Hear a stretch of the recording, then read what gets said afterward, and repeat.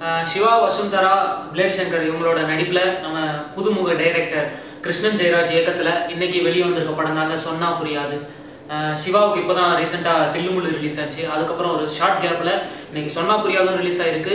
இந்த படமும் கண்டிப்பாக ஒரு பெரிய எதிர்பார்ப்பு, ஏன்னா தில்லுமுள்ளு வெற்றிக்கு அப்புறம் இந்த படமும் ஒரு பெரிய எதிர்பார்ப்புக்கு இடையில வெளிவந்திருக்கு. இந்த படம் மக்களோட எதிர்பார்ப்பை பூர்த்தி செய்யுமா பார்க்கலாம். ஒரு நிமிஷங்க, ஒரு பெரிய சூப்பர் ஸ்டார் விட்டுட்டோம் பார்த்தீங்களா? இந்த படத்தில் அகில உலக சூப்பர் ஸ்டார் சாம் ஆண்டர்சன் கூட நடிச்சிருக்காரு. யாரும் தெரியலையா? ரசாத்தி, ஏன் ஆசை ரசாத்தி பார்த்துருக்கேன். சிவா படங்க. சிவா படத்தில் எங்கெங்க ஸ்டோரி இருக்க போது இதுலேயும் ஆனால் ஸ்டோரி இருக்குது, சொல்லிடுறேன் கேடுங்க. சிவா வந்து ஒரு டப்பிங் ஆர்டிஸ்ட்டுங்க. நம்ம சாக்கி சேனலுக்குலாம் வந்து தமிழில் டப்பு கொடுக்குறது, இந்த டிஸ்கவரி சேனலில் வர ஷோஸ்க்குலாம் தமிழ் டப்பிங் இதெல்லாம் வந்து சிவா தான் பண்ணிகிட்டு இருக்காரு. இந்த படத்து பிரகாரம் சிவாவுக்கு வந்து கல்யாணமே பண்ணிக்கூடாதுங்க. அவரை வந்து ஜாலியாக பொண்ணு கூட சுற்றணும், இதுதான் அவரோட லைஃப் ஐம். ஆனால் அவரோட அம்மா வந்து ரொம்ப எமோஷனல் டார்ச்சர் கொடுத்து இவரை வந்து கல்யாணத்துக்கு சம்மதிக்க வைக்கிறாங்க. சரிண்டி இவங்க வந்து கால்கட்டு அப்படின்னு ஒரு matrimony.com மூலியமாக ஒரு பொண்ணை பார்க்குறாங்க. அந்த பொண்ணு தான் வசுந்தரா. வசுந்தராவும் அந்த பக்கம் அவங்க அப்பாவோட டார்ச்சரால் அவங்களும் கல்யாணத்துக்கு ஒத்துக்கிறாங்க.